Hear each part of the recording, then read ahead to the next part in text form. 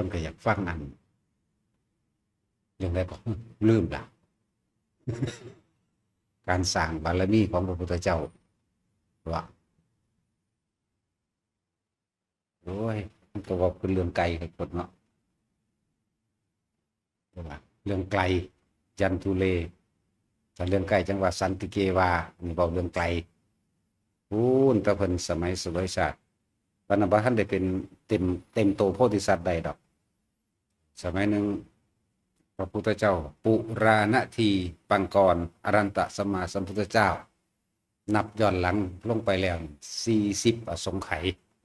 แสนกับสมัยนั้นเป็นการปรารถนานึกลึกๆอยู่ในใจพุทธเจ้าของเฮาพระโคดมเป็นผู้ยิ่งเป็นน้องต่างมารดาเป็นผู้ยิ่งชื่อว่าสุทธิดาราชเทวีเป็นน้องของพระพุทธเจ้าพระปุราณทีปังกรสัมมาสัมพุทธเจ้านี่นั่นคือการปรารถนาครั้งแรกเป็นผู้ยิ่งอยู่เด้อเอาดีๆเด้อนับย้อนหลังนี่40อสงไขยแสนมหากาพย์เด้นี่ถ้าจะให้เว้าให้ฟังก็สิเว้านั่นแหละโดยความที่เพิ่นเห็นคนที่เขามาเคารพกราบไหว้พระพุทธเจ้าองค์นั้นองค์พระปุราณทีปังกโลนั่นแหละปังกรนั่นแหละเกิดความมีความเหตุจังใดน้อก็เป็นผู้ยิ่งใหญ่เป็นคู่ของมนุษย์และเทวดาทั้งหลายคนเขามาสู่การสักการะเป็นที่ยินดีเป็นที่พอใจเป็นที่พึ่งของมหาชนทั้งหลายเป็นที่พึ่งของสัตว์ทั้งหลายเลยอยากมีความอยากเป็นผู้ยิ่งเด้ตอนเพิ่นเป็นผู้ยิ่งเด้อฟังดีๆเด้อมันเป็นผู้ยิ่งสุทธิดาราชเทวีตอนนั้นเลยเข้าไปถามที่ไส้หมายถึงพระพุทธเจ้านั้นเป็นพี่ชายของนางสุทธิดาราชเทวีเด้อสุทธิดาราชกัญญาเนี่ยบ่แม่นราชเทวีเว้าผิดแต่เทวีมันสิเป็นเมียผู้อื่นแล้ว สุทธิดาราชกัญญาเนี่ยเป็นการปรารถนาครั้งแรกของเพิ่นนี่แรกเริ่มเดิมที่เลยนะพุทธเจ้าองค์ก็ได้บอกอานิสงส์แห่งการรักษาศีล8เธอจะทำเช่นนี้ได้ไหมเธอจงเป็นผู้มั่นคงในศีล8รักษาศีล8จนตราบเท่าชีวิตและอย่าแต่งงานการกระทำบุญแบบใดก็ช่างมีความปรารถนาว่าขอให้ได้เป็นชายสักคนเนี่ยและหลังจากนั้นก็นิมนต์พระพุทธเจ้าเป็นประธานเข้ามาสู่ป่าที่เป็นสารวโนทยานในสมัยนั้น กับพระสงฆ์จำนวนพระปุราณทีปังกรพระสงฆ์ซึ่งเป็นอรหันต์ทั้งบัดเลยเนี่ย1,200,000 องค์แล้วเพิ่นก็บำรุงหรือว่าเลี้ยงพระ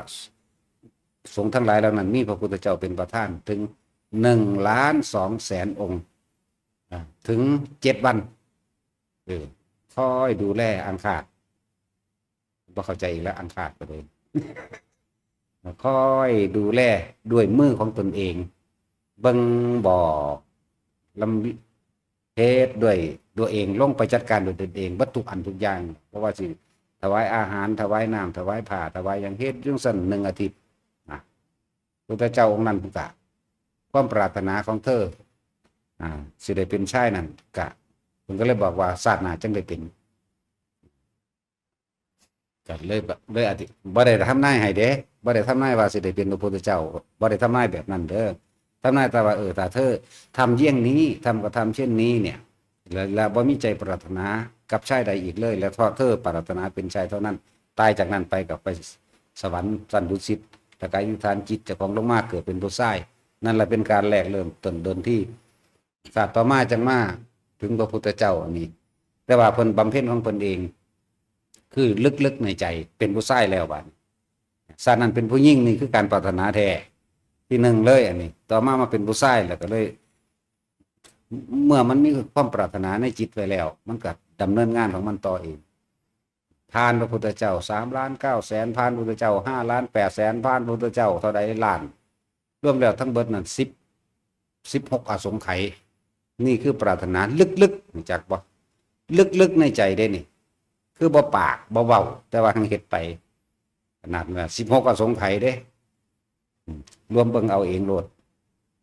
แล้วก็เริ่มออกปากอีกไล่มาเรื่อยบ่แม่นบ่แม่น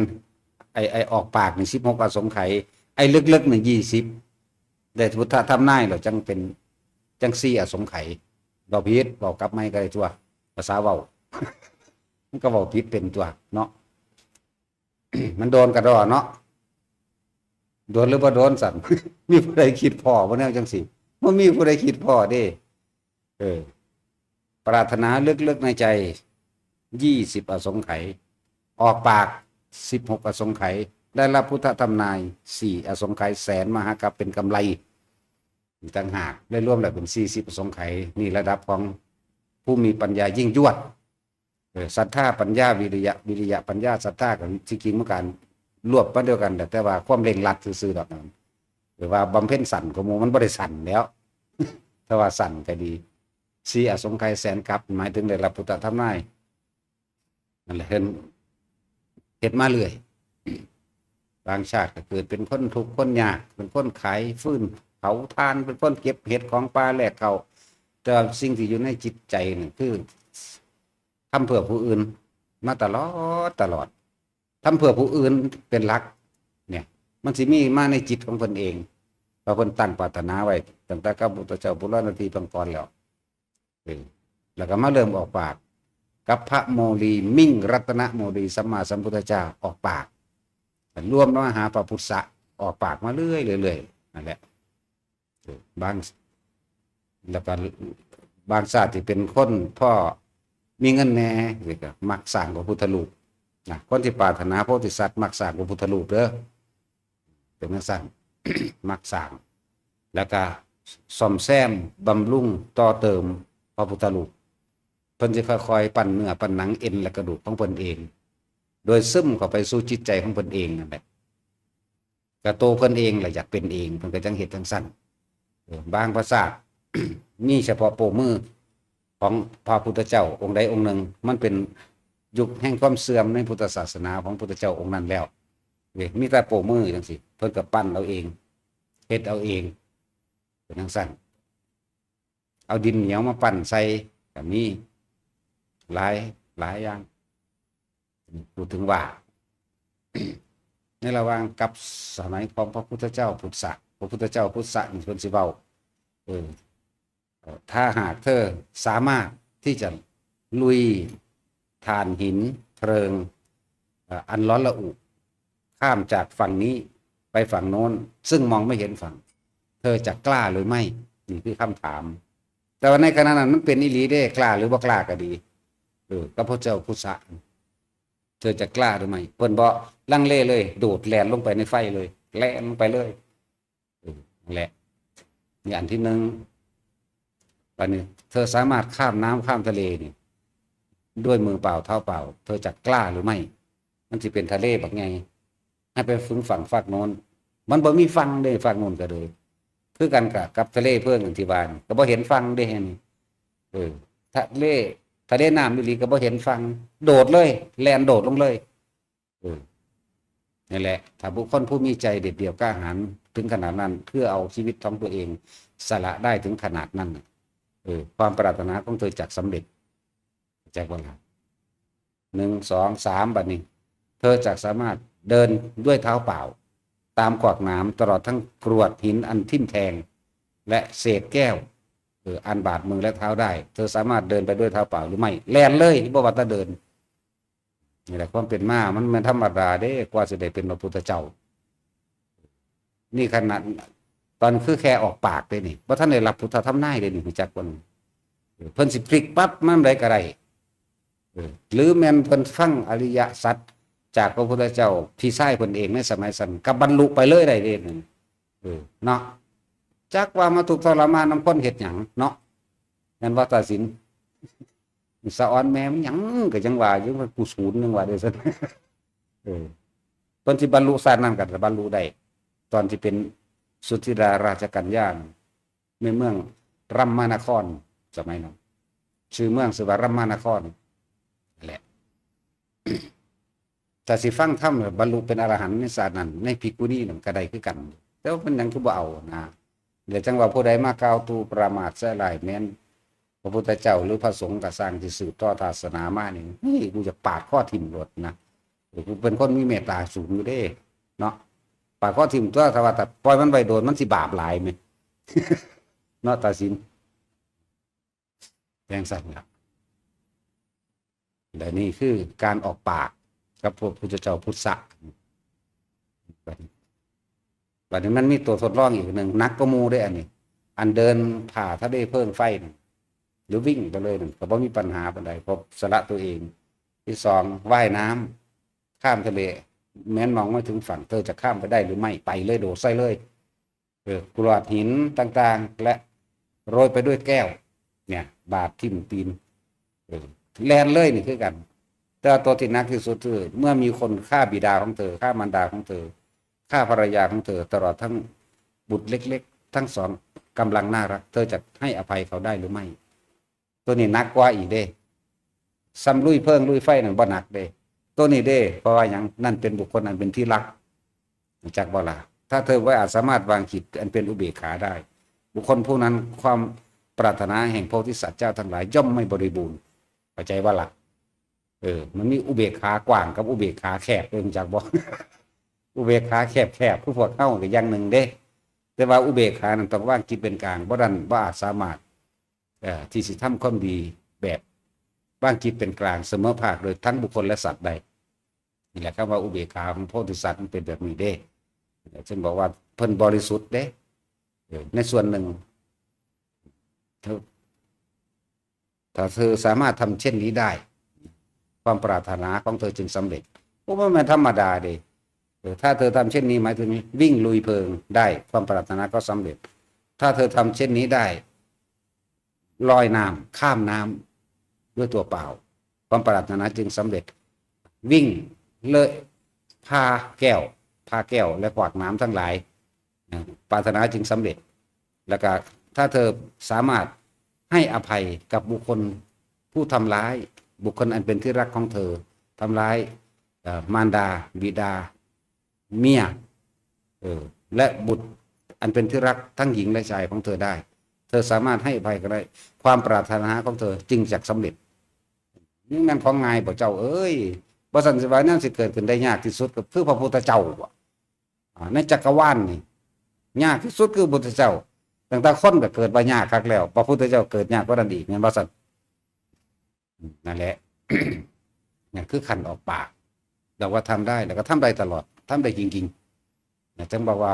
ขบวนการของพระโพธิสัตว์ทั้งหลายที่มีผู้มีความปรารถนามีเป็นล้านๆจะรอดถ้าว่ามีใน9 โกฏจะเหลือเพียง1คิดดีๆเด้อ9 โกฏแสดงว่าต้อง90 ล้าน9 โกฏนั้นจะเหลือเพียงแค่1 องค์ที่สำเร็จนอกนั้นล่า90 ล้านเด้90 ล้านต่อ1บ่ล่ะอยู่ในขั้นเริ่มแรกออกปากก็ล่าหลายครั้งแล้วแค่ไปนึกได้คือหลวงปู่หมั่นเท่านั้นเป็นนึกได้โอ้ยกูหากระปรารถนาหนึ่ง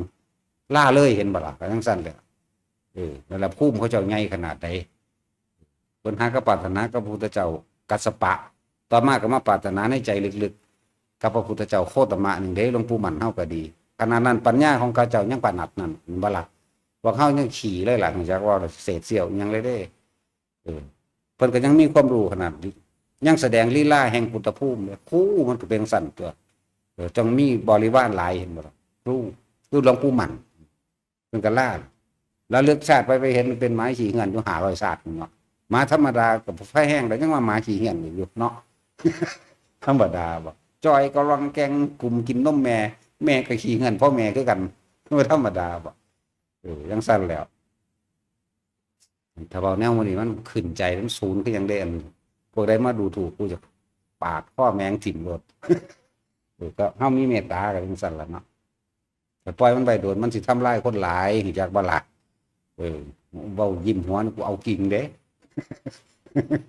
ก็จังซั่นก็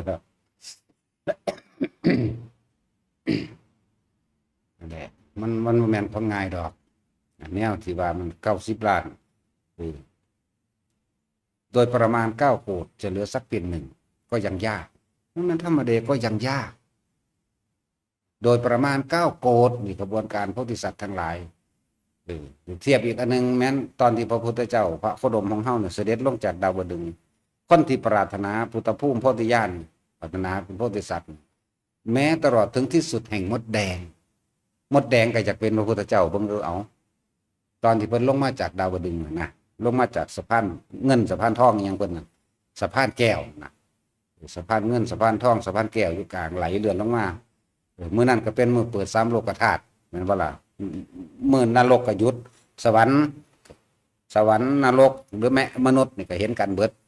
แม้เดรัจฉานก็เห็นได้นี่คือพุทธานุภาพของเพิ่นแม้ที่สุดแล้วนั่นมดแดงก็ปรารถนาพระพุทธเจ้ามันดูธรรมดาบ่แม้ที่สุดแม้กระทั่งมดแดงนี่ธรรมดามดแดงไม่ตายอยู่ในสันมันก็เห็นอยู่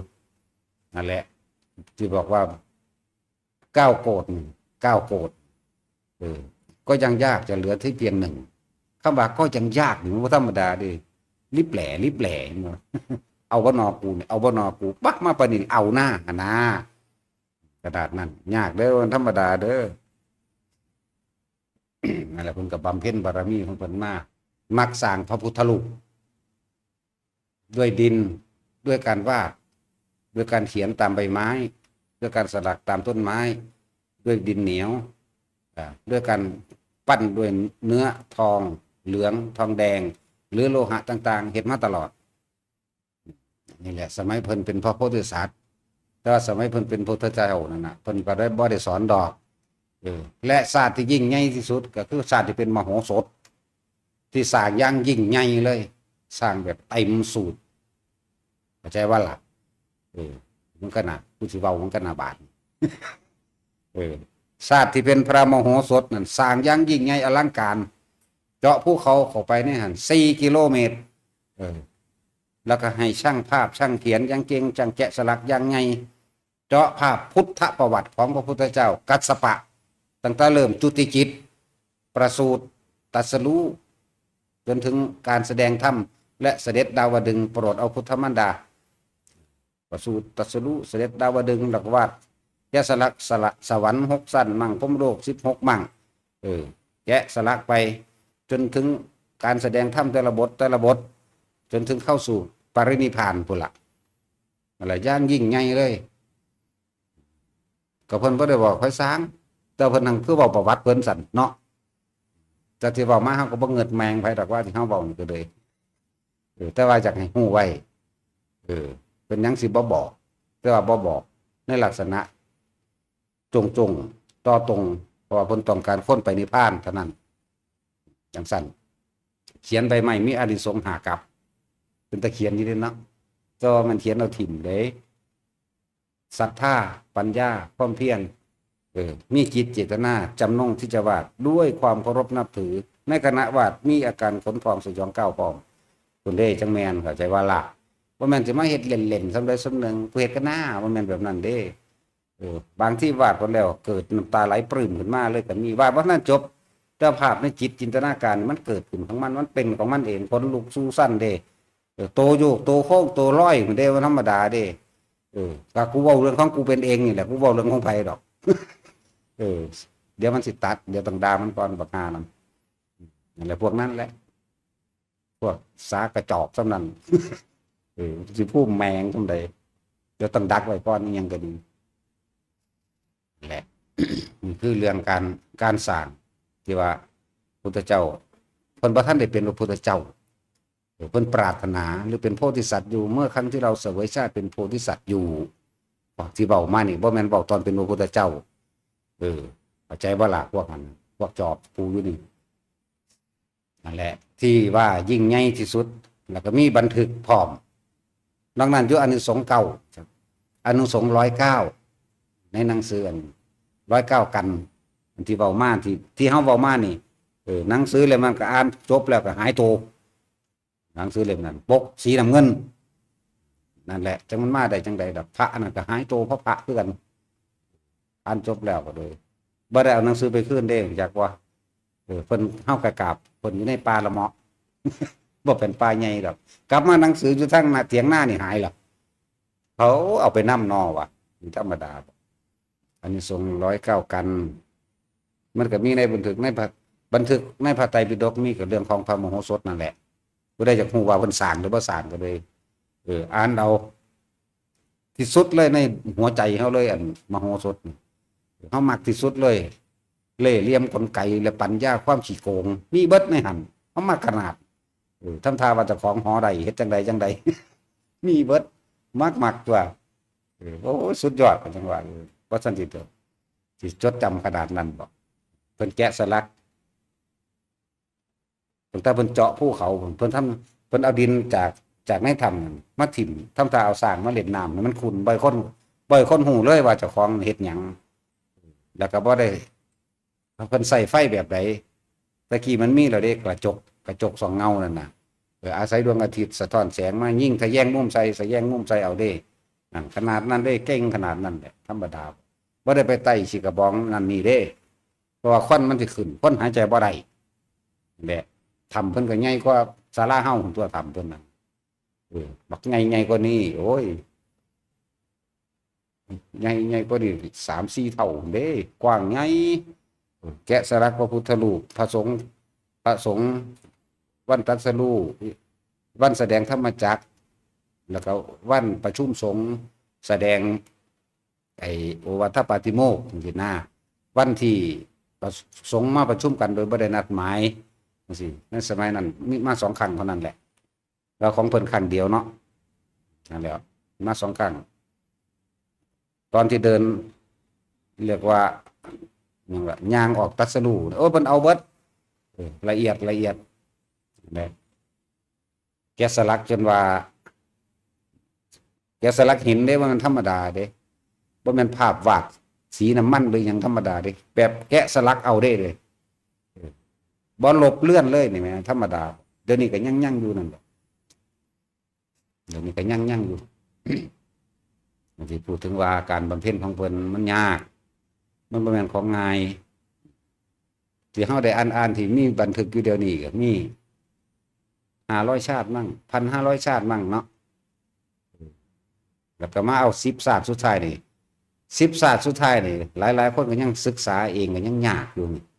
แต่จริงๆมันบ่แม่น10 ศาสตร์สุดท้ายโดยนั่นแต่ว่าดีแล้วล่ะที่เพิ่นสามารถเรียบเรียงได้พอได้เป็นแนวทางให้พวกเฮาได้คล่ำทางไปแน่นะจังเตชะสุเนมภูจนาวิเวจังสี่เตก็คือมหาชะพระเตไม่ใบชะพระมหาชนกตกน้ำอย่างนี้สุจังสี่ก็คือพระสุวรรณสามพระเนมิราชพระมโหสถจังสี่นะเตชะสุเนมภูจนาวิเวนี่นะจนว่าเวเนี่ยก็คือพระเวสสันดรนี่เขาก็เจอเอาตัวย่อมันตัวก็เห็นบอกเขาซักไล่ทั้งหลังที่จริงบันทึกไตรปิฎกเลยนั่นนะคนบ่มีปัญญาบ่จักยังดอกคนบ่มีปัญญาก็ว่าซักขังจักว่าล่ะคนมีปัญญาเห็นปั๊บมันไหลออกมาโลดเด้มันถือโลดเด้โอ้ยอันนี้บทนี่บ่ดีเขาโลดเด้มันสิแตกฉานออกมาเองดอกคนมีปัญญา เตชะสุเนมภูปึ๊บมันสิรู้เลยบัดนี้ก็ชื่อตัวย่อพุทธเจ้า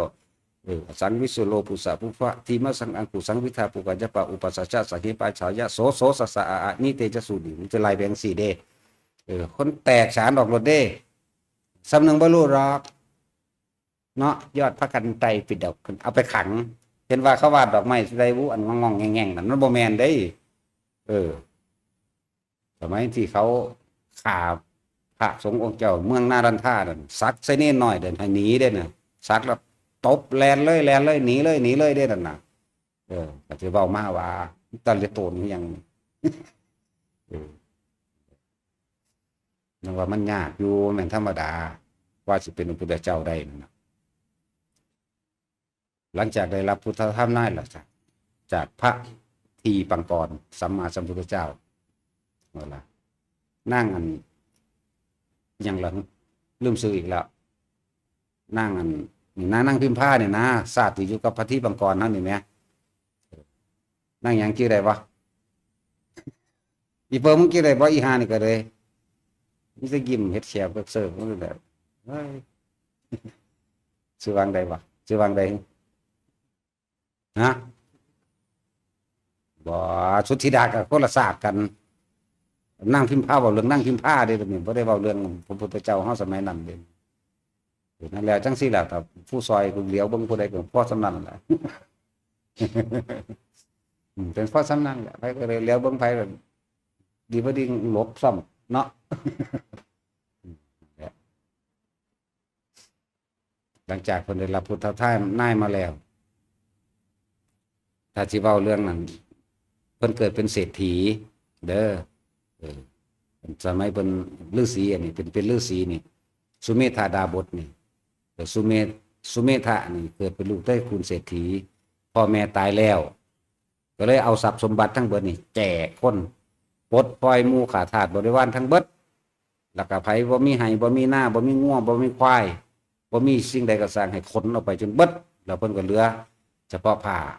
พันโตเพิ่นผู้เดียวแล้วก็ออกบวชเพิ่นไปออกบวชในป่าหนึ่งก็ในอาทิตย์เดียวก็สำเร็จสันละฌานสมาบัติ8ฤทธิ์อภิญญา5เท่านั้นบ่ได้แม่นอภิญญา6ฮ้อเฮินเดินอากาศได้อาทิตย์เดียวก็สำเร็จดอกพวกนี้ว่าเขามีมาแต่ของเก่าหุ่นไหมแม่นบ่ล่ะนั่นแหละเป็นสั้นจนว่าพระพุทธเจ้าที่บังกรเกิดขึ้นตอนนั้นเพิ่นเข้าสู่สมาบัติอยู่ตอนที่พระพุทธเจ้าตรัสรู้ธรรมที่พระพุทธเจ้าตรัสรู้นี่แผ่นดินมันสะเทือนเรือนลั่นเด้แต่ว่าเพิ่นนั้นบ่ฮู้ยินหยังเพราะว่าเพิ่นเข้าจักว่าเพิ่นเข้าฌานสมาบัติของเพิ่นนั่นแหละเนยชาสมาบัติพวกเขากำลังเถียงกันเรื่องเนยชาสมาบัติอยู่นั่นแหละเถียงหาแม่มึงบ่ได้เข้าเป็นจักคนเด้นั่นเนาะเดี๋ยวกูสิสูญใส่อยู่เนยชาสมาบัติมันแม่นของง่ายวันนั้นเด้อถ้ากันเว้ามั่วๆแต่ละอีมันก็ได้โอ้ยเขาจะว่าไปเซิร์ชทางใดก็บ่ไปเนาะแท็กซี่มึงเอาวะไร้สาระขนาดเลยบ่จักที่จักแดนหยังแล้วตอนนั้นเพิ่นเข้าสู่สมาบัติของเพิ่นพุทธเจ้าพระที่บังกรตรัสรู้ตามธรรมดาและการตรัสรู้แผ่นดินสะเทือนถึง7ครั้งเด้สิ่งมหัศจรรย์ในการเกิดขึ้นของพุทธเจ้าวันตรัสรู้วันปรินิพพานเป็นหนึ่งเดียวกันแต่ว่าวันตรัสรู้นั่นน่ะสัตว์ทั้งหลายที่ตาบอดที่หูหนวกหรือพิการเกิดกลายเป็นปกติทั้งเบิดแม้หน้าต่างอยู่ดีๆก็เปิดออกเองเสียงพิณเสียงดนตรียังต่างๆกับบรรเลงขึ้นเองหอกดาบก็เกิดมีแสงสว่างเกิดขึ้นเองดอกไม้จากสวรรค์ก็ล้วนลงเองมีเหตุการณ์เกิดขึ้นทั้งเบิดรวมแล้ว32ประการสัตว์ที่เป็นศัตรูกันอยู่กับสร้างเหมือนกันกับอันวันจุติจิตของพุทธเจ้าโพธิสัตว์วันจุติจิตโพธิสัตว์แต่วันตรัสรู้นี่ก็เหมือนกันแต่สิต่างกันอย่างหนึ่งวันจุติจิตของพระโพธิสัตว์เท่ากับเป็นแบบเดียวกันมีเหตุการณ์เกิดขึ้น32อย่างคือกันคนง่อยเปียกเสียขาปัญญาอ่อนคนป่วยหายเบิดกลายเป็นปกติในมือนั้นในรอบระหว่างแจ้งสว่างเห็นลายมือจนว่าแจ้งสว่างเห็นลายมืออีกที่หนึ่งในมือนั้นง่อยเปียกเสียขาปัญญาอ่อนดีเบิดนรกกยุทธแต่ว่าล่ะนรกกยุทธในมือนั้นก็คือกันมีเหตุการณ์เพราะว่ามีบุพนิมิตว่าที่เป็นยังหน้าต่างยังถูกเปิดออก คนทั้งหลายที่มืดมิดปิดบังปัญญาสิได้รับรสแห่งธรรมเสียงแห่งธรรมคนตาบอดก็กลายเป็นตาดีเพราะแสงสว่างแห่งปัญญาของโลกดวงตาแห่งโลกได้เกิดขึ้นแล้วเป็นนิมิตว่าคนทั้งหลายสิได้รู้ธรรมเห็นธรรมตามพระพุทธเจ้าคนง่อยเปียคนป่วยอย่างอื่นก็แสดงว่าสิมีเรียกว่าธรรมโอสถได้เกิดขึ้นรักษาได้ทั้งกายรักษาได้ทั้งใจธรรมโอสถเกิดขึ้นเพราะมัน32อย่างชื่อบ่ได้หรอกล่ะมัน32อย่างพุ่นเนาะแผ่นดินสะเทือนหรือจักรวาลสะเทือนไป10,000โลกธาตุที่สะเทือนไปแบบนั้น ดอกไม้โปรยลงมาเสียงพิณกระดังขึ้นเองโอ้หลายอย่างชื่อบ่ได้หรอกล่ะมันหลายโหวดลักษณะนั่นคือวันจุติจิตก็เป็นแบบนั้นแต่วันจุติจิตสิมีวันพิเศษอยู่อย่างเดียวนี่เป็นวันของมารดาเป็นต้นเลยเพิ่นบ่ได้กล่าวถึงบิดาปานใดดอกมีกล่าวอยู่ในพระสูตรเดียวมารดาบิดาแต่ว่า2ครั้งที่เพิ่นเว้านั่น เขาบอกว่ามารดาของเธอ แม้นที่ผู้ล่วงลับไปแล้ว จะไปตกสู่ในอบายภูมิ แม้นหนักเพียงใดก็ช่างเว้นไว้แต่อนันตริยกรรมใน7 ชั่วโคตรนี่เป็นบอกทีที่1ว่าใน7 ชั่วโคตรว่าจะได้รับผลแม้พ้นทานของเพียงน้อยนิดก็ด้วยอำนาจอธิษฐานจิตหรือพุทธบารมีของพระผู้มีพระภาคเจ้าองค์นั้นสามารถที่จะอุทิศบุญถึงมารดาของเธอได้7 ชั่วโคตรผู้อยู่ในนรกมหาเวทีก็สามารถขึ้นมารับบุญขึ้นสู่สวรรค์ได้ผู้อยู่ในเปรตผู้อยู่ในแม้กระทั่งติราชานผู้เป็นสัตว์เดรัจฉานเขาจะเสียชีวิตในวันนั้นและเขาจะได้รับส่วนบุญกุศลที่ทุกเธอทั้งหลายได้อุทิศไปนั้นขึ้นสู่สวรรค์ได้มีครั้งที่1ก็ตัดแบบนี้ครั้งที่2ก็ตัดแบบเดียวกันครั้งที่3จึงเห็นตั้งตัดแต่ว่ามารดาบิดาหรือว่าเขาพิมพ์ผิดมากกับบรูนะเขาก็เลยเอาตามนั้นล้วนมันมีหลักฐานตามนั้นแต่ความจริงนะก็คือมารดาเพื่อบ่อยมันขัดแย้งกันกับหนังสือมันมีนอนหนังสืออยู่แล้วก็เลยว่าที่จริงเอามารดาเพราะว่าคนที่สิมาท่องพระพุทธเจ้าได้นี่ท่องพระโพธิสัตว์ได้มันบ่แม่นของธรรมดาบำเพ็ญบารมีมายิ่งยวดคือกันเพื่อสิมาเป็นมารดาของพระโพธิสัตว์นี่ซ้ำเน้นพุ่นเด้ศีลเพิ่นนั่นน่ะมันเป็นธรรมดาเด้ในระหว่างปกตินี่อยู่ในศีล8แต่ว่าในระหว่าง15ค่ำหรือ8ค่ำหรือ14ค่ำนี่ศีล10ซ้ำเน้นนั่นแหละแต่ก็ต้องบำเพ็ญบารมีมาแล้วจิตบ่มีราคะในขณะที่ท่องบ่มีแล้วก็เอาผัวเดียวก็ง่ายๆคนที่เป็นแม่พระพุทธเจ้านั่นมีธรรมดาบ่บำเพ็ญมาพอแห้งเด้เขาบ่ได้หมายเอาแต่พระนางสิริมายาผู้เดียวอันนี้เพิ่นบำเพ็ญมาหลายโพดเพิ่นสิริจักว่าล่ะสิ่งที่ประเสริฐเลิศและมงคลสูงสุดที่ว่าสิริคือความดีอันสูงสุดเนี่ยเพิ่นโลภโพดเพิ่นเลยอยากเป็นแม่พระพุทธเจ้าถึง5 พระองค์พระนางสิริมหามายาที่พระพุทธเจ้าเฮาเว้าว่าพวกผู้หญิงนี่ไม่เบื่อหน่ายในการออกลูกใช่ว่าล่ะคลอดลูกบ่เบื่อหน่ายเพิ่นเว้าให้แม่เพิ่นนั่นแหละที่จริงอ่ะบอกแม่เพิ่นนั่นแหละแม่พุทธเจ้าองค์อื่นแค่แม่พุทธเจ้าผู้เดียวใจบ่ล่ะแต่ว่านี่เอาหา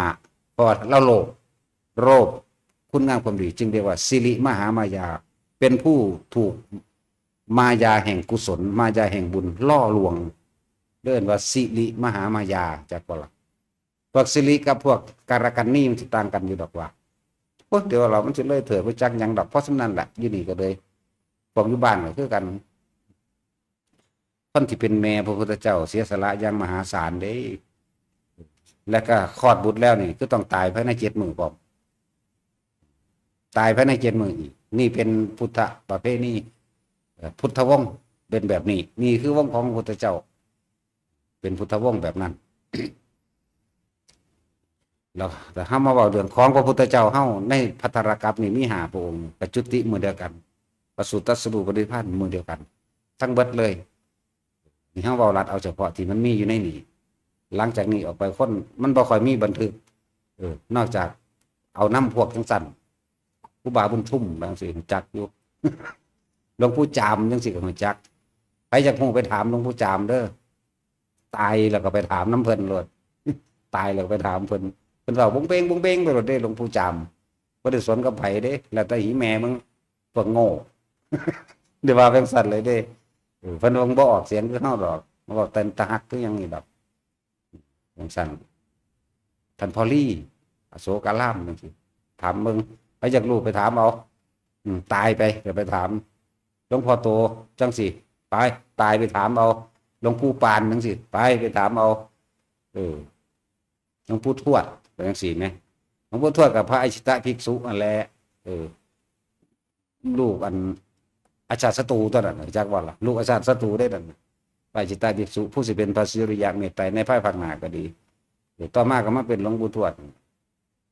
จังซั่นเป็นหลวงปู่ดูเขาว่าเด้อ โอ้บ่ว่าผู้อื่นว่ากูว่านี่โลนจักแล้ววะเนาะบ่มักปานใดอันที่ว่าไปโยนความผิดให้ผู้อื่นนี่กูว่าเอาเองนี่ล่ะเด้อไปก็ดีนั่นแหละอาจารย์หลวงปู่มาหลวงตามาแล้วก็ปรารถนาตัวผู้ใดจักรู้จักเรื่องโพธิสัตว์ถามพระโพธิสัตว์ ถามหลวงตามานี่มักสร้างพระดอกแล้วก็หาหยังมาของข้อกันหันแหละนะโมพุทธายะพระพุทธะไรไตรรัตนญาณหันอย่าลืมว่าเป็นความดีทั้งเบิดเด้อพวกเจ้าเอ๋ยปั้นแข้งปั้นขาปั้นขี้เล็บขี้ตีนเล็บมือกว่าสิได้ขนได้เล็บได้ฟันได้หนังก็สิเข้าสู่กระดูกว่าหัวใจได้มันมาธรรมดาเด้เป็นคนมีความอดทนเด้มีความเพียรมากเด้อหลวงตามากก็ดีนั่นแหละเอาสนับสนุนเบิดเลยแต่คนสร้างความดีมีความยินดีมีความพอใจมีความปลื้มจิตปลื้มใจนำตลอดเลยสร้างเถอะสร้างแบบแรกกระช่างสร้างทั้งนั้นเอาพอใจทั้งนั้นนี่เบาเรื่องพระโพธิสัตว์ผู้คนตายไปแล้วก็ไล่มาตาภายจิตะมาผู้ทวดแน่นั่นแหละผู้ทวดแน่ผู้โตแน่ผู้ปาดแน่โสนันโทนน่ะคุณจากประวัติบางน้ำโคนั่นน่ะอาจารย์หลวงพ่อฤาษีนั่นน่ะจังสั้นแล้วจากอีกว่าหลวงพ่อเงินมันจักบ่จักซ้ำเนาะ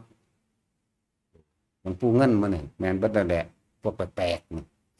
พวกเฮ็ดยังประหลาดพวกนี้ ผู้บาชุ่มมันนั่นดิเพื่อจะถามนี่เราว่าท่านได้ตายเพื่อไปถามดูหลายเขาทำเด้จังน้อย คนไปหลายเขาทำผู้บาชุ่มมันนี่นั่นแหละไปถามพวกจังสั้นถามหลวงตามาก็ได้ดีเรายังออกมาสู่มวลชนหลายๆอยู่หลวงตามาดีทั้งนั้นมิตรเฮาบ่ดีผู้อื่นดีจังสั้นก็จะเว้าเรื่องจังสี่มาเว้าในขณะที่มีชีวิตอยู่ก็คือหลวงตามาผู้บาสุ่มเด้อบ่ได้อยากรู้ไปถามเอานั่นแหละผู้บาอริยชาติอริยจิตโตนี่ก็ไปถามเอาหรือผู้บาศรีวิชัยจังสิแม่นเบิดล่ะแต่จากลูกก็ตายไปนำไปถามเอาบอกไปเลยแล้วตายแล้วมันสั่นผู้ใดอยากรู้เรื่องก็ตายไปถามเอาผู้ที่ถามบ่คัดบ่ของบ่ค่าเว้าตอบได้ทุกอย่างคือหลวงปู่จามบ่มีค่าถามหยังสัตว์เบิดกูบ่สอนไผจักฮู้ว่าล่ะตาสินโอ้ยบ่อยากฮู้แล้วสิย่านได้ตายแล้วไปนำไปถามเอาบัดนี้บ่คัดบ่ค่าเด้ปู่จามพูดถึงการบำเพ็ญบารมีโพธิสัตว์มันเป็นของง่ายเด้อพระพุทธเจ้าเฮานี่40ประสงค์ไขแสนกับอยากอุดมเฮานี่แต่พูดถึงว่าเพิ่นสร้างพระพุทธรูปนั่นแหละให้ไปศึกษาเอาในอันพระมโหสถนั่นสร้างบ่หรือบ่สร้างมันสร้างบัดเลยทั้งภาษาวกทั้งการประชุมสงฆ์ในการประชุมกันโดยบ่ได้นัดหมายแกะสลักไว้เบิดทุกอย่างเลยพระพุทธรูปทั้งจักหน่อยจักในจักท่านั่นท่านี่ตัดสรุหันหน้าไปทางทิศตะวันออกเสวยวิมุตติสุขหันหน้าไปทางทิศใต้เดินทางเข้าไปเผยแผ่ธรรมะแสดงธรรมจักรเดินหันหน้าไปทางทิศเหนือสิมีเบิดถ้าตายเนี่ยนอนแต่แข้งหันหน้าไปทางทิศตะวันตกเอาหัวขึ้นไปทิศเหนืออย่างสั้นจื้อเอาเพื่ออยากอันนั้นนี่ก็เลยอยากรู้เรื่องก็เว้าให้ฟังคร่าวๆมันเป็นอหย่างที่อจินไตยมันเป็นอหย่างที่ลึกซึ้งคิดตามรู้นิสัยอุปนิสัยของเพิ่นได้ยากเด้นิสัยของพระพุทธเจ้าโพธิสัตว์นั่นแหละ4อย่างเพิ่นก็ยังบอกไว้แล้วนิสัยพุทธเจ้าพุทธวิสัยหนึ่งนี่บ่สมควรคิดพูดน่ะเริ่มมาตั้งแต่เป็นโพธิสัตว์ผมก็พอแห้งดอกวิสัยของผู้ได้ฌานนี่ก็เป็นของรู้ได้ยากเห็นบ่ล่ะผู้ได้ฌานกำเนิดโลกหรือว่าเรื่องของโลกแล้วก็เรื่องของกรรมเป็นเรื่องที่ละเอียดอ่อนเรื่องของกรรมนี่มีภาษาพัญญูนั่นแหละสิหูจักโลดนะสัตตานังนานาธิมุติกะเริ่มตั้งแต่สัตว์นี่บำเพ็ญมาตัวนี้สิบรรลุตอนนั้นตอนนี้มันต้องเข้าไปสู่อนาวัลญาณตรงตัวนั้นมันจังสิรู้ได้บ่แม่นของสิไปเว้ามั่วๆผมทำบุญให้แม่ผมได้บักซั่นทำให้พ่อได้บักบ่แม่นสิมามั่วๆซำนี้เด้มันต้องเข้าเบิ่งรายละเอียดบัดนี้เฮาตั้งใจอธิบายให้ฟังแบบจังซั่นจังซี่เด้อเสยเฮ็ดคือจังบ่จักที่จักแดนคุยบ่แม่งหยังเนาะเว้ารัดเอาโลดบ่ได้ไปนรกโลดปูนใส่เฮาได้บาดนี้เนาะโทเบิด400,000 500,000ไปนรกได้จังได๋พุ่นน่ะแต่ว่ากูบ่รู้มึงถามกูแม่งหยังคือกันนั่นแหละ ก็ไปถามผู้เขารู้ตัวเออมันบ่แม่นของเฮาสิพยายามที่สิอธิบายว่าให้เฮ็ดจังซี่จังซี่เด้อจังชีวิตจังสิพ้นแบบนั้นแบบนี้เด้อนะแล้วเว้าโดดพุ่นโดดพุ่นโดดพุ่นไปเด้มันบ่แม่นของเว้าง่ายๆเด้แน่จังซั่นถ้าบ่รู้จริงบ่เว้าเด้รู้ด้วยตัวเองพร้อมเด้เฮาบ่ไปเอาคำของผู้ใดมาเว้าปานใดเด้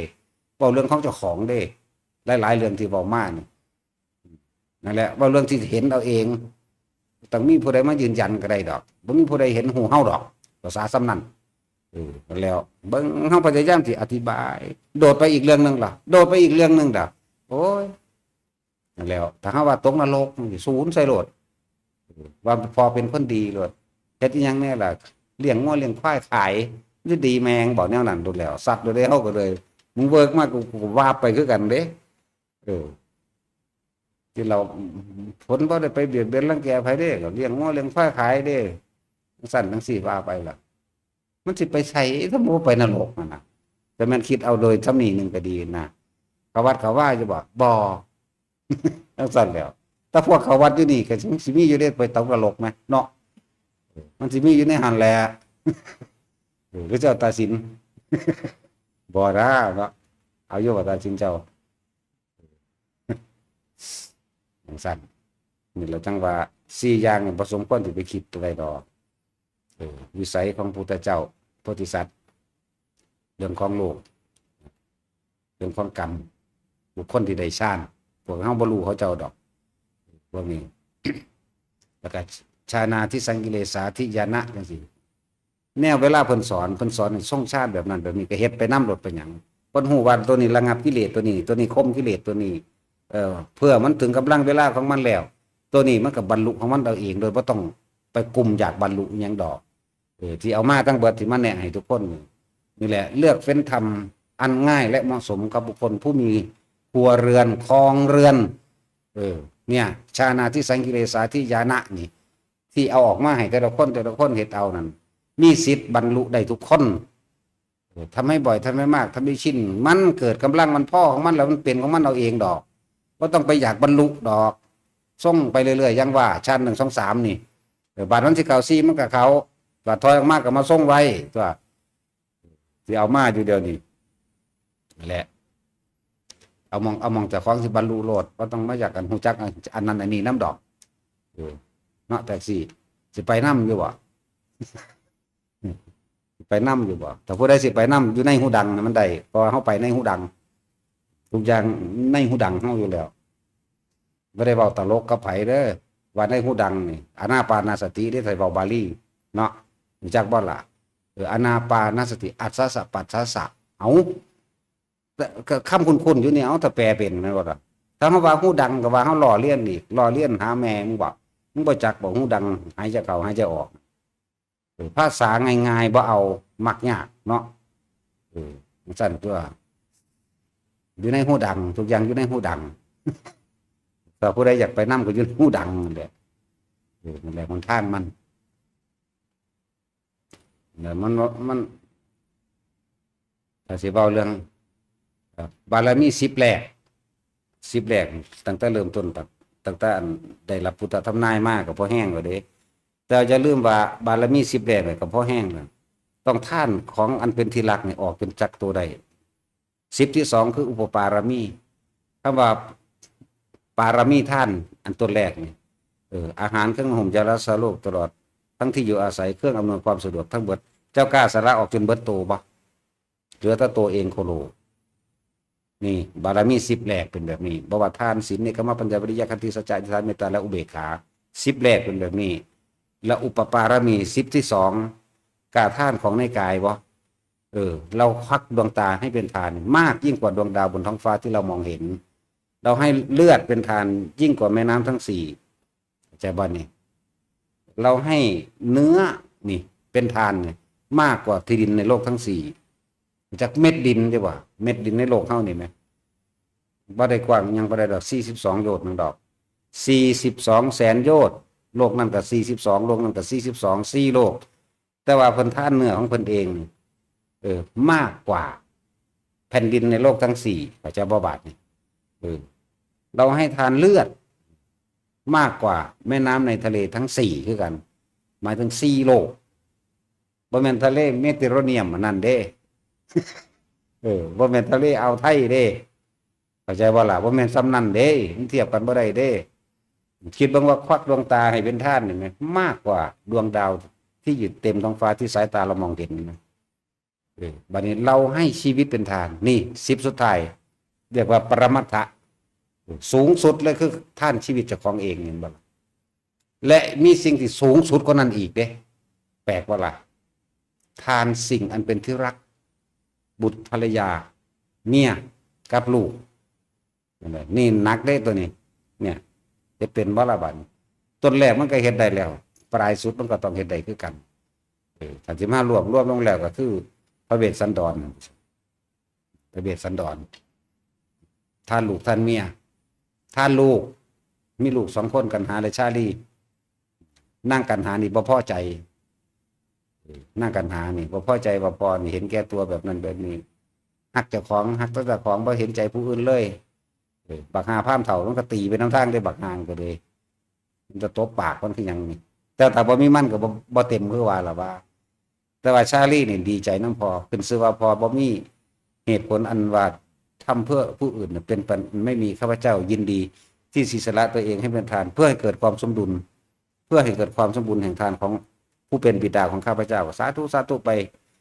ผลพ้องสยองเก่าไปเลยเด้นั่นมือไม่มาพระอินทร์แปลงเป็นพราหมณ์ขอท่านมาขอนั่งมัดซี่ก็ดีกระท่านอีกจังสั่นแหละนี่เป็นสิ่งที่ท่านได้อย่างมากที่สุดเลื่อนว่าปรมัตถะอย่างหนึ่งอันนี้ก็ดีบ่แม่นธรรมดาเด้กว่าสิทำใจได้สักดาบแล้วสักดาบอีกอยู่เด้มันเพราะถ้าเขาตีลูกปะยะมานี่มันศูนย์แลนขึ้นไปถึงอันในอาสมนั่นสักพระขันแล้วสักพระขันอีกอดเอาตีอีกเปี้ยผู้นึงก็สักพระขันแล้วว่าอดเอานี่นั่นแหละบริบูรณ์เลยเป็นบริบูรณ์แบบบ่สูงสุดปานใดนะมันเลยมีอย่างหลายๆอย่าง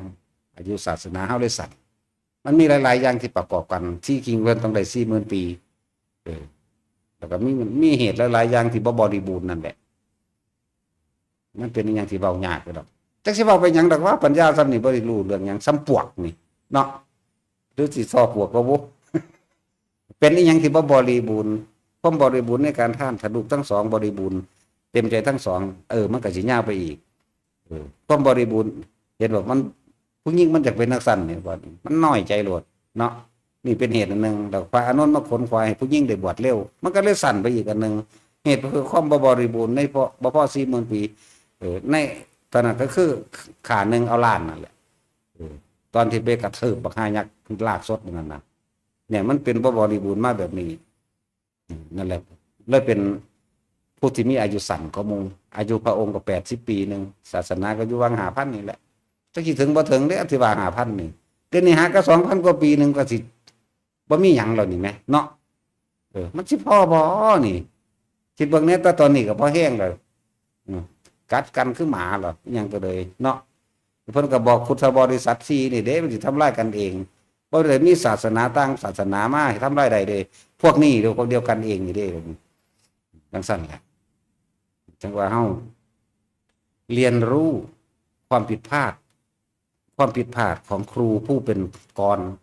มาปรับปรุงของตัวเองอย่าคิดว่าบ่มีคุณความผิดพลาดของผู้อื่นนำมาแก้ไขตนเองเข้าใจบ่ล่ะบ่แม่นความผิดพลาดของผู้อื่นแล้วตัวเองไปตอกย้ำซ้ำเติมเด้ฟังดีๆเด้อพวกนี้เอาความผิดพลาดของผู้อื่นนี่มาปรับปรุงตัวเองเหมือนเห็นเขาผิดแต่อย่าเข้าไปตอกย้ำซ้ำเติมเขาจงดูความผิดของเขาเพื่อที่จะแก้ไขเราจักว่าล่ะนี่มันบ่แม่นหมาเด้มันเอาไปเลยเด้บ่ตัดสินสั่งนี่ล่ะเฮาพยายามที่สิเฮ็ดอย่างที่มันเอาความผิดพลาดของผู้อื่นมาแก้ไขตนเองเนี่ยฟังไว้ดีๆเด้อพวกกันบ้านบ่แม่นไปสมน้ำหน้าเขาเด้สมน้ำหน้ามันบ่แม่นแนวนั้นเด้ถึงเขาสิเลวซัวซ่านั่นก็เป็นเรื่องของเขาแต่ว่าเฮาเอาเรื่องที่เขาผิดพลาดมาแก้ไขตนเองเด้อเน้นย้ำจะไปอิจฉาริษยาบ่มีหยังต้องวางจิตเป็นกลางให้ได้แหละพระโพธิสัตว์ทุกพระองค์เด้อไม่ปรารถนาเลยว่าจะไม่มีมารมาขัดขวาง ไม่ปรารถนาเลยว่าจะไม่เป็นโรคไม่ปรารถนาเลยว่าจะมีบุคคลเข้ามาเคารพนับถือเข้าใจบ่ล่ะแต่ว่าเฮ็ดไปเรื่อยๆนั่นแหละไม่ปรารถนาเลยว่าจะได้เป็นผู้มีส่วนแห่งลาภเมื่อมีลาภเกิดขึ้นเข้าใจบ่นี่เมื่อมีบุคคลผู้กลั่นแกล้งเมื่อมีโอกาสเอาคืนไม่ปรารถนาเลยว่าจะเอาคืนเข้าใจบ่ล่ะมันธรรมดาเด้เมื่อลาภสักการะเกิดขึ้นก็บ่มีความว่าจะได้นำเด้บุคคลผู้ทำร้ายและทำลายบุคคลที่ทำร้ายและทำลายผู้เป็นเช่นนั้นนั่นน่ะย่อมหาทางช่วยเหลือบุคคลผู้เป็นเช่นนั้นหมายถึงม่านนั่นแหมถ้าจะบอกง่ายๆก็ดีหมายถึงว่าผู้ใดมาทำร้ายเฮายิ่งให้ความรักและความเมตตากับบุคคลผู้นั้นเป็นพิเศษมันธรรมดาเด้เนาะเฮ็ดบ่ได้ดอกเฮาผู้ขาแมงโลด กัดปานนั้นว่ามีเมตตาเนาะแต่สิบ่มีได้กลัวอุเบกขาใส่ แล้วมันไปขาดตัวใดตัวหนึ่งในหันแหละอย่าเมตตาแบบโง่ๆนะให้เห็นว่านี่เป็นโทษนี่เป็นประโยชน์มากประโยชน์น้อยพร้อมเด้นั่นแหละจะให้กำลังโจรเพียงสั้นหลายอย่างอยู่มันบอกว่าเบิดดอกถ้าเว้าเรื่องของเพิ่นขนาดพระพุทธเจ้าจะสาธยายความดีของพระพุทธเจ้าแม้นด้วยกันเองแม้คำว่าพระพุทธเจ้าของแต่ละพระองค์พระอานนท์เว้าได้8คำพุทธเจ้าเว้าได้16คำความเร็วถึงขนาดนั้นกับหนึ่งยังไม่กับหนึ่งสิ้นไปความดีของพระพุทธเจ้าแม้เพียงส่วนหนึ่งยังไม่หมดธรรมดาบ่เนาะในจังซี่ก็เคยหูยินบ่ล่ะบ่ได้เบิดเด้พุทธเจ้าก็พุทธเจ้าสาธยายใส่กันนี่เอามาเว้าเรื่องความดีสมัยที่เป็นพระโพธิสัตว์กะจังกับหนึ่งสิ้นไปแต่ความดียังไม่หมดนะเสี้ยวหนึ่งนะใน16อย่างแล้วก็พาสมมุติว่าเป็นเส้นผมเอามาพาให้มันเป็น16เส้นแล้วก็เอามาเส้นเดียวนี่เว้านี่บ่ทันเบิดมันธรรมดาได้มีคุณมากมหาศาลขนาดนั้นเด้บ่ทันสิว่าให้ตั้งใจเด้อจะมารอเล่นเด้เนาะตั้งใจเด้อไปก็ดีของพวกนี้เกิดขึ้นได้ยากปลายเข็มกับท้องฟ้าเดี๋ยวมันไกลกว่ากันเนี่ยถ้าสิพูดถึงแสงสว่างจิ้มขึ้นไปทั้งท้องฟ้าแค่ปลายเข็มเฮาเนี่ยแล้วนี่มันยากขนาดใดเพราะเป็นพระพุทธเจ้าเกิดขึ้นอันนอกนั้นอบายเบิดนั่นแหละมืดตึ๊บใส่กันจังของหาได้ยากเกิดได้ยากความเกิดเป็นคนกับเต้าตาบอด100 ปีจังโผล่ขึ้นมาทีหนึ่งนี่แม่กล้องมันซ้ำนี่แม่เอาหัวมาโผล่ซุบเขาก็ดีจังสิเกิดเป็นคนใดบัดนี้แม่กูให้มึงโผล่ซุมื้อคุณตากับบอดมันจะไปเห็นใสเดี๋ยวดิเนาะแม่น้ำนั้นก็กว้างใหญ่กระดอน้ำมัน3ส่วนดินมันส่วนเดียวนึงเด้เอาไปแม่ไปทิ่มกองแขนลงไปพุ่นเต้าตาบอด100 ปีจังโผล่ซั่นกูให้มึงโผล่ซุมื้อพุ่นมึงสิเข้าอยู่บ่วะจักว่าสิพัดไปใส่ไว้อันนั้นนะแม่นบ่ล่ะปฏิความพุทธเจ้าเกิดขึ้นได้ยากกว่านั้นเท่าใดเท่าพันทวีไหมยากเด้ธรรมดาบ่จังว่าผู้ใดมีวาสนาเกิดมาพอแล้วเฮ็ดเอาเฮ็ดเอาเว้าไปมันก็บ่เบิดดอกในสัตตุศาสตร์16อย่างที่เป็นของประดับโลกที่นำมาใส่เพื่อแก้ปัญหาโลกแก้ปัญหาความแห้งแล้งแก้ปัญหาความเป็นอยู่แก้ปัญหาพืชพันธุ์ธัญญาหารแก้ปัญหาสัตว์แก้ปัญหาการนักรบหมู่เนี่ยโหราศาสตร์คณิตศาสตร์มันมีเบิดแล้วเด้เพิ่นฮู้จักเบิดบ่แห้งแล้วเด้มันเว้าบ่เบิดดอกอันนี้เว้าอยู่เดี๋ยวนี้ก็เลยเว้าจนตายก็บ่ได้ถึงเสี้ยวยึงอยู่นี่จนสิว่าหยังละกับหนึ่งบ่ทันสิ้นไปขนาดพุทธเจ้าเว้าเร็วกว่านั้นแหมแม่นบ่ล่ะภาษาเฮามันไปขี่มาแต่ทางใดนั่นแหละเอาคร่าวๆพวกอยากฟังว่าบ่จากฟังบ่ต้องมาจากฟังเรื่องของเฮาดอกเฮาบ่มีหยังเฮาบ่มีเรื่องปุ่นเว้าเรื่องของเพิ่นบุญเรื่องของเพิ่น เพิ่นมีบันทึกในตำราก็ไปหาเอาตัวเนาะชาติที่เป็นเตแม่ใบเป็นจังได๋คือมาเป็นเตแม่ใบชาติที่เป็นมหาชนกตกน้ำเป็นจังได๋คือตกน้ำก็ว่าไว้เต้ชาติที่เป็นสุวรรณสามจันทกุมารเนี่ยนราธพรหมเนี่ยไล่ไปที่หลังพระมโหสถมันนี่ไล่เข้าไปพระเวสสันดรเป็นสุดท้ายแต่ว่ายังบ่แม่นสุดท้ายอีกต้องกบิลฤาษีจักบ่ล่ะศาสตร์นั้นต่างหากจงสุดท้ายเพราะว่าเพิ่นมาตั้งเมืองกรุงกบิลพัสไว้ซะก่อนจังเข้าสู่ดุสิตจากดุสิตแล้วจังมาเป็น ศาสตร์นี้จังมาเป็นพระโคดมเด้อมันธรรมดาบ่บ่เบิดดอกเออมันหลายโพดมันหลายนั่นแหละแล้วเพิ่นเป็นหยังงั้นเพิ่นคือมีเมียหลายด้านนี้อยากเว้าอยู่พอเฮาก็มักคือกันเพิ่นมีนางสนมทั้งเบิด 74,000 นางล้วนแล้วแต่เพิ่นบ่ได้เว้าว่ากามมาโทษเลยทีเดียวเรียกว่ากามมาคุณอาศัยกามอาศัย